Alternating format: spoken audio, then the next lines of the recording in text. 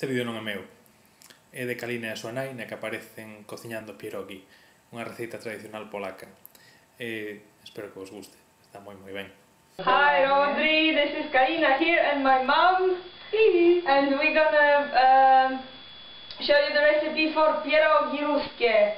Pierogi is a Polish traditional dish, and it's called Russian pierogis. Yeah, but it's Polish.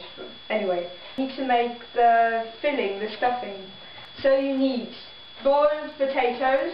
You boil them with their skin. Okay, you boil them without any salt in the water. You need 1 piece of cheese and the same amount of potatoes. Next thing you do is you have to smash the potatoes. Widać? Tak? I tak. Bardzo trudno. It's easier to smash them when they're a little bit, when they're warm. So now we have to add the cheese, like this.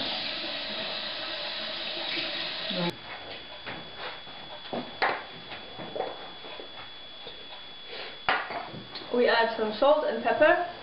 Soli do smaku. Jeśli ma być może być do środka. Okay, part 2. We have to prepare the table. We use flour, and you do this, a little bit salt on the top, warm water. It's 1 kilogram of flour, 1 mug of water. Zrobiło ciasto. Już kończymy. That's what you should always do with the dough to make it better. Trzeba tak wziąć, żeby było takie elastyczne. To właśnie wychodzi, it shouldn't fall apart when you take it. You take the glass and you make circles. You take 1 circle. Tak. I układamy na środek. Tak. I mocno, niedokładnie. Pyk, pyk, pyk. Delicious. I decoration. Beautiful. Amazing. Proszę bardzo. Pięknie. Och. Tej wody trochę We have to boil them into the water.